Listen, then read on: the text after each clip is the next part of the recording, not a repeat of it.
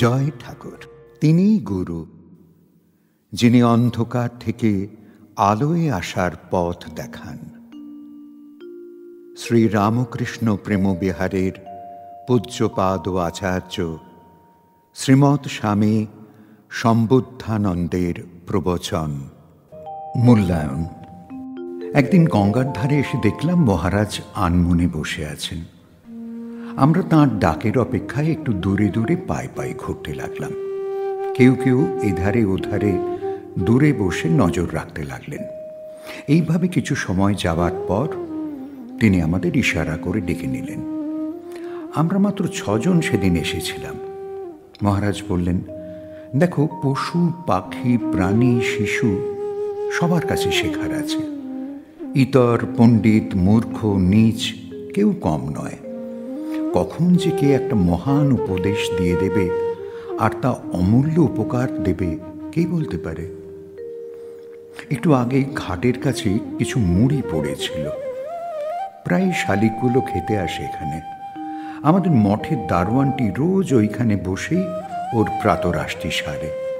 প্রতিদিন এক ঝাঁক শালিক আসে, তারা ওকে ঘিরে খাওয়া দাওয়া করে।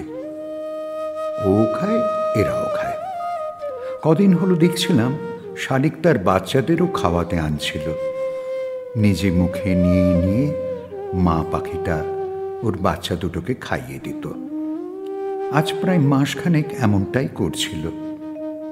দিন চারেক দেখি ওই মা পাখিটা খুব খারাপ ব্যবহার করছে ওর বাচ্চাটার সঙ্গে। একটা বাচ্চা পাখি নিজে নিজে খাচ্ছে আর অন্যটা খাচ্ছে না। মা পাখিটা নিজে কপ কপ করে খেয়ে নিচ্ছে, বাচ্চাটাকে দিচ্ছে না, কিছুতেই দিচ্ছে না। সে বেচারা চ্যাঁ চ্যাঁ করে কেঁদে কেঁদে মাটার পিছু পিছু ঘুরে বেড়াচ্ছিল। মাও দেবে না, সেও ছাড়বে না। আমি রাগে গড়গড় করতাম। এই তো বেশ বড় হয়ে গেছে বাচ্চাটা, আর কদিন দিলে কি বা দোষ, এমন সব ভাবছিলাম। কিন্তু আজ দেখলাম বাচ্চাটা মায়ের মতোই ঠুকে ঠুকে টপ টপ করে 7খানা মুড়ি খেয়ে নিল। ওই দেখো, ওখানে গিয়ে কি একটা ঠোকরাচ্ছে। মাটাকে আর দেখতেই পাচ্ছি না। বুঝলাম মা সবাইকেই সমান করে খাবার দিতেন। এই বাচ্চাটি বেশি নির্ভরশীল হয়ে পড়েছিল। ওর স্বভাবে নির্ভর করার প্রবণতাই প্রবল থেকে প্রবলতর দেখে মা পাখি দুশ্চিন্তায় ওই পথ নিয়েছিল। নিজে খেত, ওকে দিত না। ওকে দেখে দেখে নিজে খেয়ে উড়ে যেত, আর ওতেই বাচ্চাটা আরো বেশি চেঁচাতো। কখনো কখনো আবার দূরে বসে মা পাখিটা গা ফুলিয়ে গা ঝাড়ত আর ওকে অবহেলা করত। এইভাবে খিদে সহ্য করতে না পেরে বাচ্চাটা যেই নিজে ঠুকরে খেতে শিখে গেল, অমনি মাও উড়ে গেল নিশ্চিন্ত হয়ে। এখন আর মা পাখিটা আসে না। তোমরা বুঝলে কিছু? মহারাজ থামলেন। খানিক বাদে বললেন, বড়রা তোমাদের স্বাবলম্বী হতে শেখান, পরনির্ভরশীল নয়। যখন বুঝতে পারেন সাহায্য আর সহযোগিতায় সন্তান অপটু, অযোগ্য, অলস, স্থবির হয়ে পড়ছে, অমনি কঠোর হয়ে স্বাবলম্বনের দ্বার খুলে দেওয়ার চেষ্টা করেন। অন্য বাচ্চারা যে যার কত আগেই উড়ে গিয়েছে তাদের জীবনের স্রোতে। এই বাচ্চাটা অমন করতে করতে কোনো না কোনো দিন পরনির্ভরতার কারণে, বেখেয়ালে বা অলসতার দাসত্বে তৎপরতাহীন হয়ে শত্রুর হাতে মারা পড়ত। তাই মায়ের এই ব্যবস্থা। তাই বলি, বাবা বাবা, তোমরা ধীর স্থির হও, জগৎকে বুঝতে শেখো, সত্যের মুখোমুখি দাঁড়াও, বীরের মতো যুঝে বুঝে নাও নিজের দুর্বলতাগুলো। অন্যের সাথে যুদ্ধ নয়, নিজের সাথে নিজের যুদ্ধ। মায়া বা স্নেহ পরবশে যদি মা পাখিটা বাচ্চাটাকে খাবার দিয়েই যেত, তবে পাখিটা ভবিষ্যতে লড়াই, অনেক দূর ওড়া, বিপদের প্রতি সতর্ক হওয়া কিছুই শিখত না। এরকম করে যদি দেখতে শেখো, তাহলে দেখবে জীবনটা বড় আনন্দের, শিক্ষামূলক।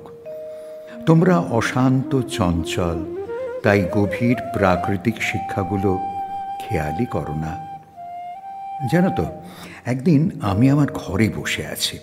এক মা তার ছোট পুত্র সন্তানটিকে নিয়ে আমার ঘরে প্রবেশ করে তাকে বললেন, এই দেখো, এই হলো সন্ন্যাসী। তোমায় বলেছিলাম না যে তোমাকে সন্ন্যাসী দেখাতে নিয়ে যাব? এইবার দেখো। বাচ্চা ছেলেটি বছর 6-7 হবে। মায়ের হাত ধরে দাঁড়িয়ে আমায় দেখছিল। হঠাৎ ছুটে এসে আমায় জড়িয়ে ধরল, তারপর আদর করে বলতে লাগলো, মহারাজ তুমি কি ভালো, কত সুন্দর। তুমি কোনোদিন কাউকে মিথ্যে কথা বলনি, বলো? তুমি কাউকে কষ্টও দাওনি। আমার মা বলেছেন পবিত্র তোমরা। আচ্ছা মহারাজ, পবিত্র কেমন করে হতে হয়? আমি বিন্দুমাত্র চিন্তা না করে ছেলেটির মাথায় হাত বুলাতে বুলাতে বললাম, শোনো বাবা, মিথ্যের সাথী না হওয়া আর অপরকে কষ্ট না দেওয়া, ওই হলো পবিত্রতা। ওইটি ধরে রাখো, ওতেই পবিত্র হয়ে যাবে। শিশুটি সেদিন কি বুঝেছিল জানি না, তবে কি জানো, নিজে আরেকবার ঝরঝরে তরতাজা হওয়ার সুযোগ পেয়েছিলাম। শিশুটি সেদিন আমার শিক্ষকের কাজ করেছিল। আবার সন্ন্যাসের সংজ্ঞাটা ঝালিয়ে নিয়েছিলাম সেই দিনই।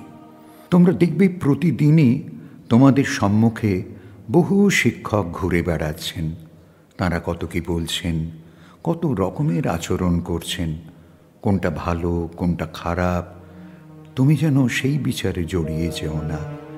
তুমি সাক্ষী দ্রষ্টা হয়ে শিখে নাও পরিণতির রূপটা। খারাপ লোক, ভালো লোক, এসব আমাদের বিচার্য নয়। আমরা আমাদের কর্তব্যটা শিখে নেব। তোমরা তা না করে কি করো জানো?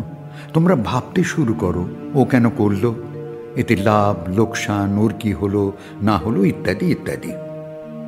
না, এসব দেখতে হয় না। খারাপ ভালো তুমিও জানো, আমিও জানি। শুধু হাতে নাতে তা সামনে এলে কিভাবে ধরে নিতে হবে বা পরিত্যাগ করতে হবে, ওটি শেখা তোমার কর্ম। বর্ণ পরিচয় 2য় ভাগে শুদ্ধ কথা কটে জানা হয়ে গেছে।